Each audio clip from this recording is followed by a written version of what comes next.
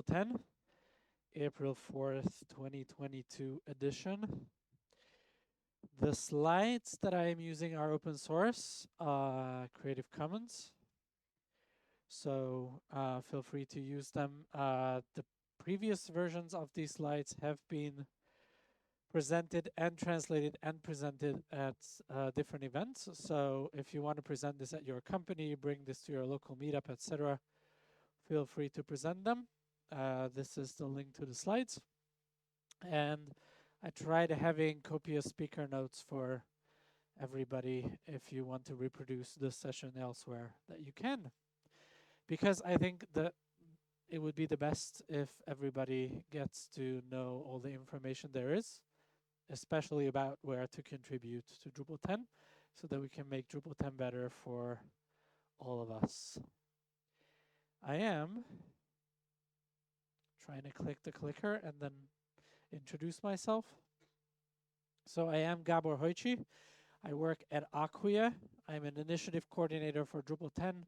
Used to be the Drupal 6 release manager. I'm a Drupal core committer since 2003, which is almost 20 years. And well, I'm a Drupal contributor since 2003 and a Drupal core committer since 2007. And I'm working at Acquia as a Drupal core initiative coordinator, which people often fix on my conference badges, but that's the title. And I'm here to talk about Drupal 10 and give up on my clicker. So Drupal 10 is going to be released this year, as soon as in 4 months. And when I was updating these slides, it's funny because I presented these slides in February and it still said as soon as in 4 months. It said it in February and now it's still saying as soon as in 4 months. The reason is because we have 3 release scenarios for Drupal 10. If the beta requirements are met by March 18th, then we would have a release date on June 15th. That unfortunately did not happen. That date went by and it didn't work out. So our next target is to meet our beta requirements for May 13th for a potential release date in August 17th. If for some reason that doesn't work out, then we would need to have our beta requirements done by September 9th for a release in December. If there's a release in December, then we'll also have a Drupal 9.5 in December. So we would have a 9.4 as a regular release in June and then a 9.5 in December. So we'll see which one works out. There's a bunch of beta requirements. We'll go through some of the ones that are critical and that you can work on. But how did we arrive at these dates? So you may remember the Drupal 9 cycle. We've had Symfony 3 end of life towards the end of 2021. So that meant the end of life of Drupal 8 because that's based on Symfony 3. And then we released, I need to figure out the distance that I can go to. And then we released Drupal 9, and so we went on with 9.0, 9.1, 9.2, 9.3. And that was based on Symfony 4. So that gives us a range of support up until the end of next year, November next year. And that's not only because of Symfony 4, it's also because of CKEditor 4. So this time we have 2 major dependencies that are end of life towards the end of next year. So we need to move on from CKEditor 4 and Symfony 4, no question. There's no other way. CKEditor 4 is quite old. We've adopted it late in its lifetime, but it's quite old. So it's being end-of-lifed next year. So we could not negotiate a life extension. We've already negotiated a life extension from the beginning of 2023 to the end of 2023, by the way, with the CK source team. So consequently, ideally, we would have wanted to release we wanted to release a Drupal 10 in Q2, and then towards 10.1, 10.2, etc. As I said, if the December release scenario works out, then there's also going to be a 9.5, which I did not put up here, and Drupal 10 will move to the 4th quarter of this year. And so Drupal 10 security and bug fix support will go on from there. So that's the idea. And then we need to, as I said, we need to move on from Symfony 4 and Ceditor 4. So those mean the end of life of Drupal 9, and there's no way to support Drupal 9 further. To put this into more context, there's also the Drupal 7 security and bug fix support, which was recently extended to November next year from November this year. So Drupal 7 will be at least supported until the end of the Drupal 9 support. And Drupal 7 support will overlap significantly with Drupal 10.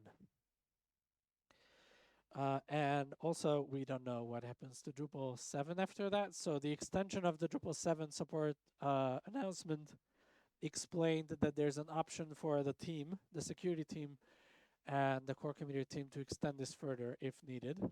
So it may or may not be extended further. We don't know yet. I don't know. So if you try to privately ask me, I have no idea. I don't know if anybody at the security team would have an idea. So I don't think this ever happened before, that we have a 3 major version jump, basically. So we'll include a migration path in Drupal 10 from Drupal 7 because they overlap quite a bit. So I would say that your Drupal 7 upgrade urge is, I think, a bit lessened by now. Drupal 10 is on Symfony 6. Yes.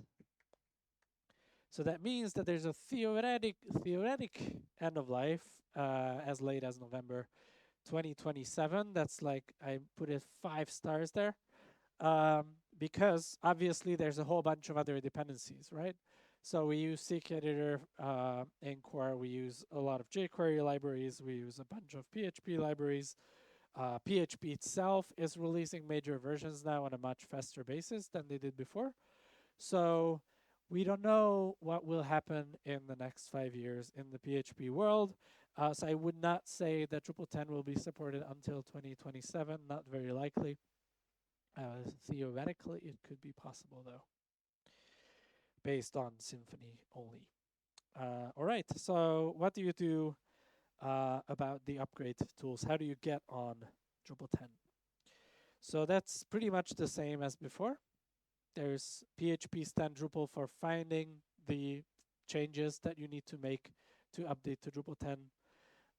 That's wrapped in Drupal check for easier use on the CLI, and it's wrapped in upgrade status for easier use on the front end. So I built upgrade status, so I would mark it upgrade status, sorry, because it incorporates all of the goodness from PHP stan Drupal and Drupal check, and then it adds a whole bunch of other functionality on top that makes it even better to use. So it has an environment check for whether your environment is ready, or PHP version is ready, etc. Whether your projects are ready, which projects you need to update, which projects you should remove, which projects need to resolve based on custom code fixes that you need to apply. So it categorizes projects based on whether they are incompatible, compatible, needs Drupal core or Drupal.org updates, etc. So it's a very comprehensive tool for getting a to-do list on what you need to do to update. If you are updating from Drupal 8 to Drupal 9, this was already the best practice tool to use. It's going to be the same from Drupal 9 to Drupal 10. And then there's Drupal Rector for actually fixing the problems. So Pronovix built the Drupal Rector prototype, and then Palantir took on building Drupal Rector, and they built it further, and then Acquia built it further into the project update bot.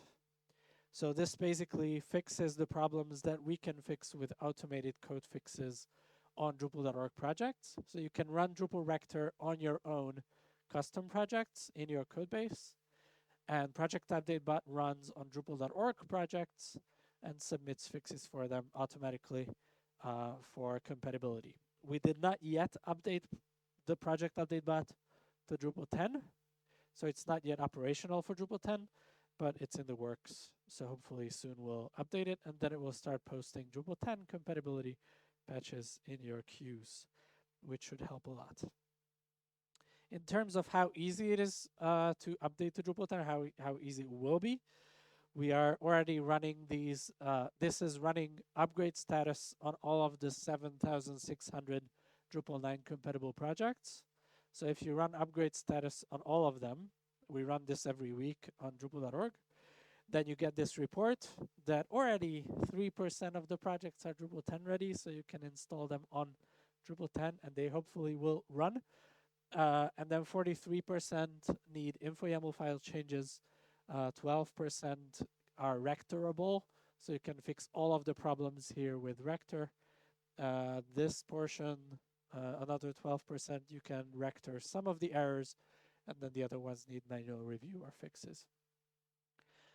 So the project update bot can fix all the info YAML issues and all of the rectorable issues.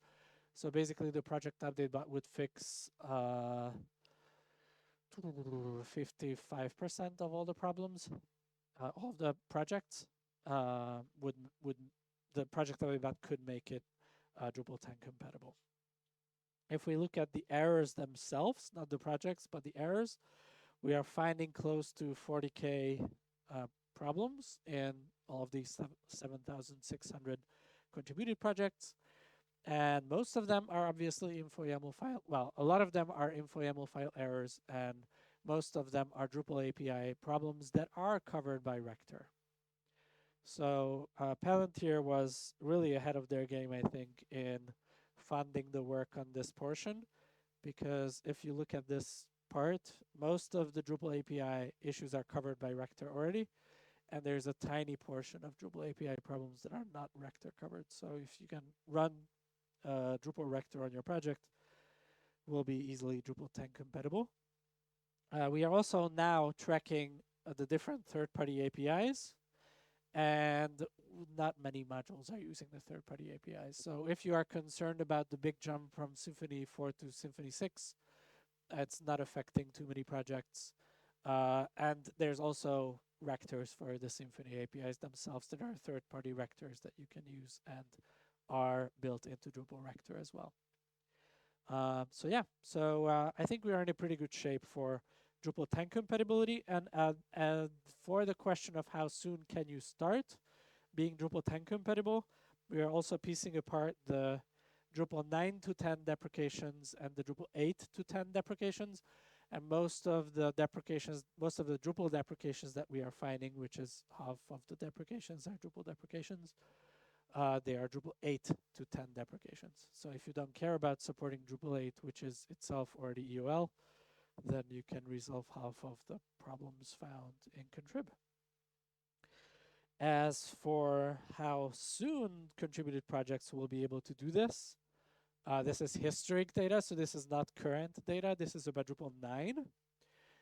So 6 months after Drupal 9 was released, this is where projects standed.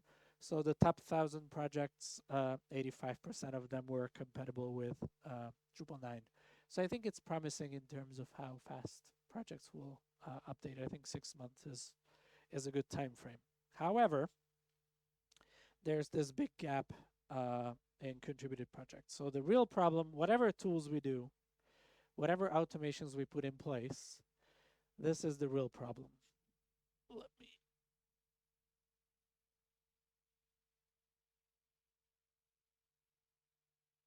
So the real problem is that we still need humans to commit those fixes, and humans are really good at contributing those projects, which I think is great. It's great that they are doing that. They are unfortunately not active maintainers, which I think is fine because they are contributing those projects. What would be great if those humans would be open to sharing maintainership with others, or appointing co-maintainers, or being open to other people taking over their projects. Because, so in 2020, 4,000 projects were worked on. And at the same year, about 9,000 projects were Drupal 8 compatible. So half of the Drupal 8 compatible projects were not touched within the year of Drupal 9's release to be updated to Drupal 9.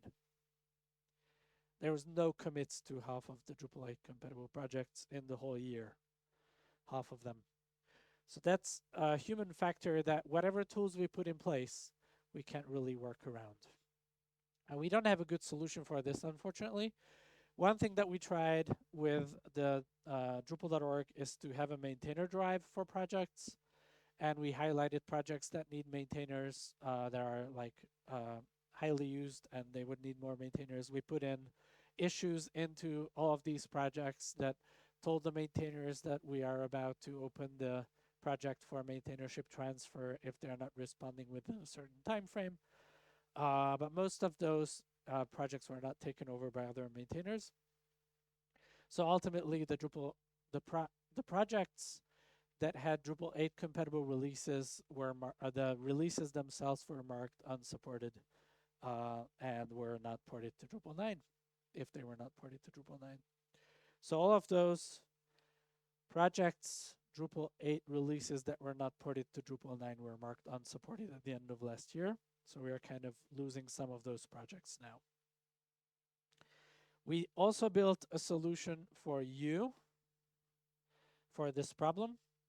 So because the maintainers are not applying those fixes, you can't download those projects with Composer because they are not compatible with the version of Drupal core that you want it to be compatible with. So we built this lenient Composer endpoint, which basically ignores the compatibility defined by the project. So you can download whatever project that is not compatible with your Drupal core, even if it's not compatible. And then you can apply patches locally with Composer patches or whatever other tooling that you want to use. So this solves the problem for you that those compatible releases are not being made. So you have a way to use Composer and download those projects and apply the patches and then use the projects on your sites.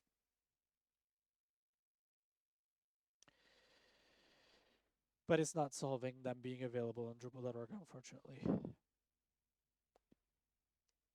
One more thing that I already said is the Drupal 7 core migrations will be in Drupal 10. Even Drupal 6 migrations will be in Drupal 10 because they are intertwined somewhat with Drupal 7 migrations. There was no point in trying to untangle them. So Drupal 6 to Drupal 10 migration path in Drupal core. So now what's gonna be in Drupal 10 and how did we do that and what's left to make Drupal 10 happen? So Drupal 10 was mostly built in Drupal 9, and what that means is instead of opening the Drupal 10 branch early, we built everything in Drupal 9 as much as possible. We put in all of the new things in Drupal 9. We marked the things that we want to remove in Drupal 9. So that's where you need to use all of these tools. And we opened the Drupal 10 branch only when we were ready, applying the Symfony updates and some other things that were just not possible to do on Drupal 9. So all of the Drupal 9 initiatives that are bringing in all of these cool new things will be part of Drupal 10. The new frontend theme, Olivero, will be part of Drupal 10. It's not yet the default theme. So one thing that would be really good to contribute to this week is there's a few backend issues that are blocking Olivero from being the new default theme that are about updating tests and some other things. And so if you are available and want to work on tests for Drupal core, then the Olivero making the Olivero the default theme is an area that you can help with. There's the Easy Out of the Box initiative, which came from multiple initiatives before. So the goal there is to get Claro stable and be the default backend theme. There again, there's some issues that you can help with. And Laurie, I don't know if he's somewhere in the room. He's not, probably working in the contribution room right now on this area. So you can go in the contribution room and look for Laurie. He's either working on Claro or Olivero or CK Editor, one of those three things. There's also media and layouts, which would ideally be first-class citizens in Drupal 10. I don't personally think that's going to happen, but you can still make it happen if you huddle together and make it happen. Basically, the idea there would be that like layouts would be the same level of integration in Drupal core as is views. Like the Drupal front page is views, the Drupal node listing backend is views. So we could use layouts the same way in Drupal core and make everything customizable with layouts. But layouts is not yet there to make that happen. So that would need a lot more work. But Claro is pretty close.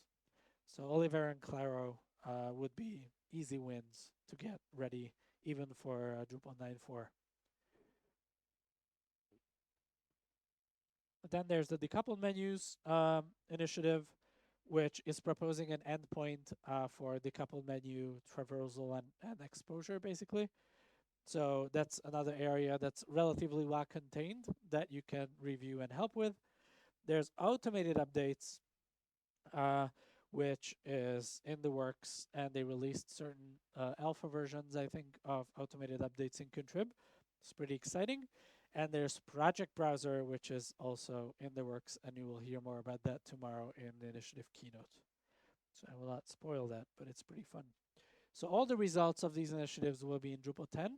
And in fact, the results of the new front-end theme and the Claro theme could be, or ideally will be, the removal of previous things. So the new front-end theme would result in removing Bartik, and the Claro theme would be resulting in removing 7 and modernize Drupal's backend and frontend.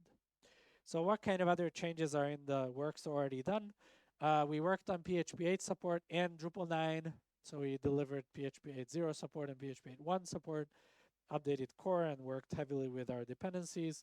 The final PHP requirement for Drupal 10 is due to Symfony 6.1 is PHP 8.1. So you will need your host to support PHP 8.1 to work with Drupal 10. We also updated Drupal 9 with Composer 2 support. If for some reason you're using Composer 1, please don't use Composer 1. Composer 2 is way faster.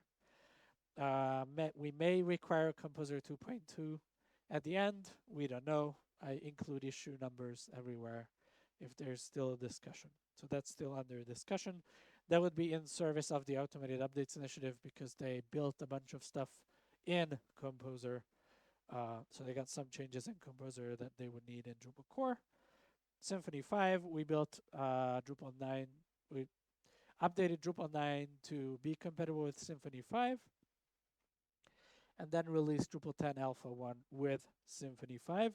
So that's if your code is using Symfony 4, then Drupal 10 Alpha 1 is a stepping stone for testing the applications against Symfony 5. Because Symfony 4 to Symfony 5 has some deprecations, and then Symfony 5 to Symfony 6 has some deprecations. So you need to test with Drupal 10 Alpha 1 first, if you use Symfony APIs. And then Symfony 6 became available as of last November. And so we released Drupal 10 Alpha 2 based on Symfony 6. So now we have an early version of Drupal 10 with a bunch of things that are not yet done based on Symfony 5.4, and also an early version of Drupal 10 with a bunch of things that are not yet done that's based on Symfony 6.0, and we'll update it to Symfony 6.1 when that becomes available. So if you're using Symfony APIs, you need to remember these two and use them to do your deprecation tests. jQuery UI used to be an emeritus, used to be an EOL project that was done and never developed further. And then earlier this year, they announced that they are not done, and they released a security update, and now they seem to be committed to supporting it. So we put in a lot of sweat and tears into removing some of these components and wanted to get rid of them. We didn't complete them in time, and we don't think that we'll complete them in time. So the jQuery UI will likely stay in Drupal 10 for better or worse. Yeah. The reason it's hard to build the replacements for these things, like, okay, an autocomplete is not a complicated thing you would think, but we need to build them in a way that is a replacement in Drupal 9 that's backwards compatible with your projects, whatever contributed modules you're running, so we can battle test it in Drupal 9. So when Drupal 10 comes out, it's not an entirely new thing that you need to update to right away from scratch, right? So that's the reason it's hard to do these things. And we haven't succeeded in doing that with these jQuery UI components. And then there's jQuery itself, which we didn't change in Drupal 9 and will also not change in Drupal 10, is just going to stay around. They may or may not release a new major version, as in the works for quite a while and still not done. So we'll see how that goes. Seek Editor 5. We released experimental support in 9.3, and that includes an upgrade path. So as I said about Laurie, if you are interested in Seek Editor 5, Laurie and Wim Leers are in the contribution room and are really interested in sitting down with you all and you trying out this upgrade path with them. Because hopefully it works, but if it doesn't, then we need to know, right? So that it's fixed in time. So the problem with Seek Editor 4 to 5, it's much like Drupal 7 to Drupal 8. It has the same name, but it's a different editor. So Seek Editor 5 has its own object model. It has a different plugin system. It has a different way to configure. There's a migration path involved. It's very similar to Drupal 7 to Drupal 9. So we basically built a mapping of the settings, and we worked with them to make our like runtime plugin loading work. They implemented Webpack DLLs so that we can load, like if you configure on the UI that you want to drag and drop in a component into Seek Editor, it needs to work, but they never thought about that because the modern JavaScript, you build it, you run a build script, and then you deploy. And Drupal, you drag a UI in the Seek Editor bar, and then it magically works. So we needed to make all of those things work, and they were very nice, and we could work with them to implement this, but it took quite a bit of work, and it's a migration path. So Drupal 10 will include Seek Editor 5, and Seek Editor 4 needs to move to contrib. But by the way, all the things that I'm saying is removed from Drupal core is always moving to contributed projects. So if you rely on Bartik or 7 or Seek Editor 4 or any of the other things that I'm saying are removed, then they are moving to contrib, so you can rely them from contrib. But this needs more testing and more work. So please look for Wim and Larry. Then there's the starter kit theme, which would be really nice.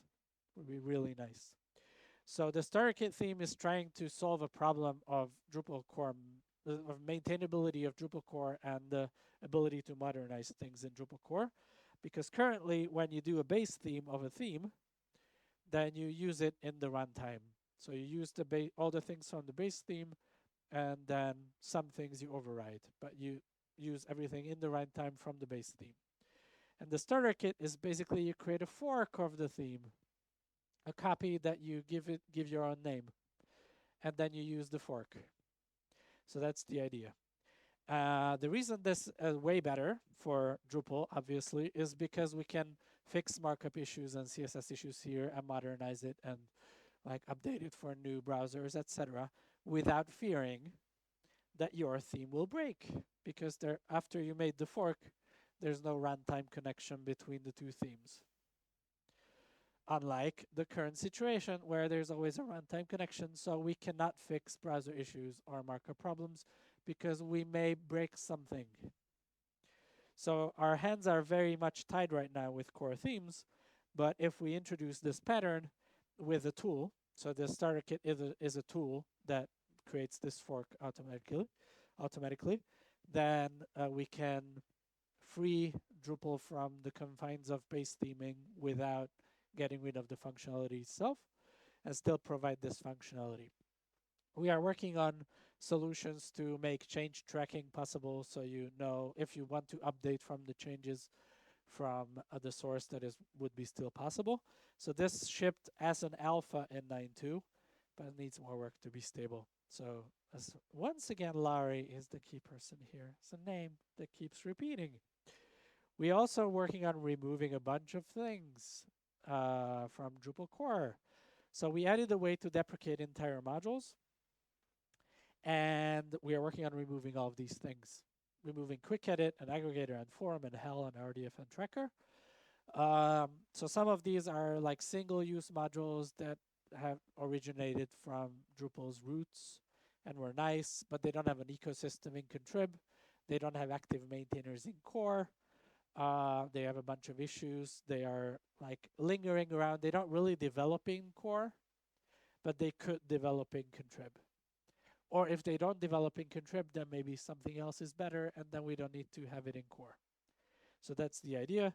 So we are working on removing all of these things, which once again means that they are moved to a contributed project. So if you are using Quick Edit or Aggregator or any of these other modules, they would be available in contrib, but will not be in core anymore. Quick Edit, I think, was a nice idea. I was part of the team working on it originally, but it didn't fulfill the promise that it made, unfortunately. So finally, the system requirements of Drupal 10. There's going to be no support for Internet Explorer, any of the versions.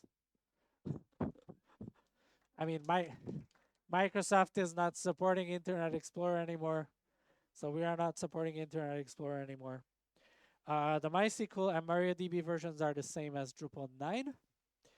The SQLite version is the same, but there's a JSON 1 extension requirement. We hope to introduce the JSON data type in Drupal core so that we can query structured data within fields better in the future, but we are not yet requiring it in Drupal 9. PostgreSQL, we raised the version requirement. As I said, we raised the PHP requirement and the Composer requirement as well. If you want to be involved in making all of these things, I will be around whole week. And there's also meetings every Monday in the D10 Readiness channel, which theoretically the next one will be tonight. I don't know if that was a good idea that I didn't cancel it or not. We'll see if anybody shows up. And there's a dedicated CKEditor5 channel. There's also a dedicated channel for Claro that's called Admin UI, and there's a dedicated channel for Olivero called Olivero. So I will update the slides for those as well. Yeah, this was the session. So now question time.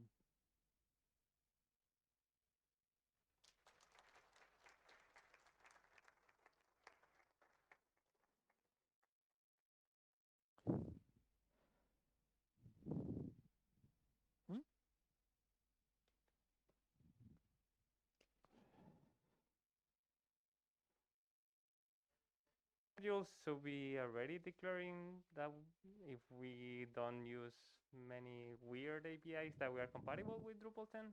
Some modules are declaring compatibility already with Drupal 10. I don't know if that's a good idea or not. They're certainly easier to test modules with Drupal 10 if they say that they are compatible. But the lenient composer facade already allows for testing that. So the way the lenient composer facade works is that you have the normal composer facade from packages.drupal.org, and you add the lenient composer facade as a priority over that. So if it finds the project on, wait a minute. No, if it finds the project on the normal composer facade, then it will use that project. If it's not finding it there compatible with your site, then it will use the lenient composer facade to load the project. So as projects become compatible, they will gradually disappear from the lenient composer facade. That's the idea. So if people are using that, then there's no need to mark the module preemptively, or there's no need to mark it compatible already. So better wait for Drupal 10 beta. Yeah, I think it's best to wait for the beta, yeah, because the beta means API complete in Drupal's release schedule. So by the beta, we'll remove all the deprecated APIs. By the beta, we'll update all the dependencies. So that's going to mark API complete, yes. Okay. That was people over there with a question. No? Was it? Oh.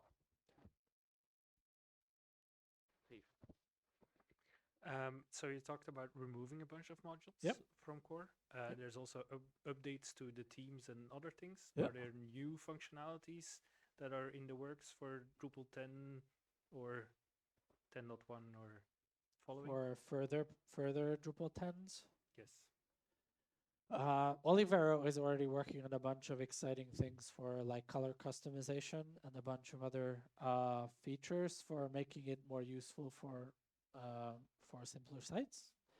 For other things, I mean, I don't know how ready the automated updates and the project browser initiatives will be in time for Drupal 10. It depends on when the Drupal 10 releases and how far the projects go. But depending on how those two timelines match, they may be in Drupal 10 or maybe in a later version of Drupal 10. I think the project browser has a lot of promise in terms of promoting distributions better, like putting a lot more things in people's faces, and potentially raising the bar in contribs quality metrics as well. Because the more quality projects we can highlight and get people to use, the more there's a concentration of ecosystems.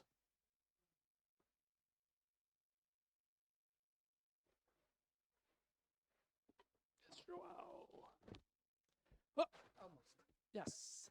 So first of all, just a remark on Drupal 7, which is also known as Forever Drupal.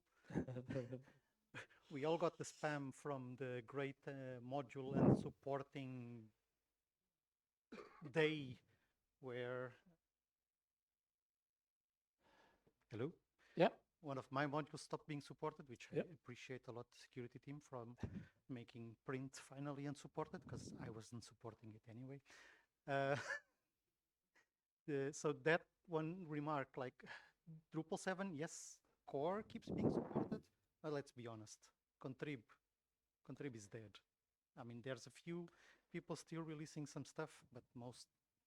Then again, that was not my question. So my question is about Not even a question. my upgrades. My question is about upgrade status. So one of the things I noticed was that that people are also deprecating distributions, which are usually tied to profiles, and we don't have an easy way to separate in upgrade status a profile from a module. And I fell into this because there's we have a project that uses OpenEdu, and OpenEdu got used by like 10 sites and then became unsupported. And I completely missed that in the long list of upgrade status, OpenEdu was one of those there. And I said, okay, this should be like a couple of hours to do the upgrade. And then I tried it, and OpenEdu basically said, okay, now I need to support a new distribution. Yeah. And by the way, OpenEdu was even built on top of Lightning, which was also unsupported.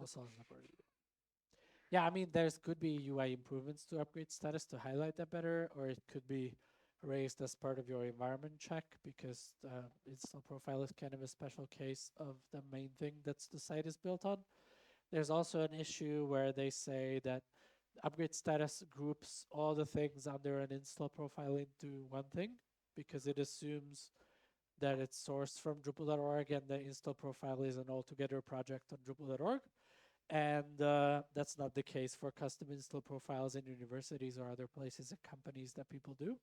So there's a bunch of UI things that we can still improve about install profiles for sure. And upgrade status, I'm open to all the improvements. Yeah, thanks. Anyone want to try my dice throwing abilities? I think I scared them off. Drupal 7.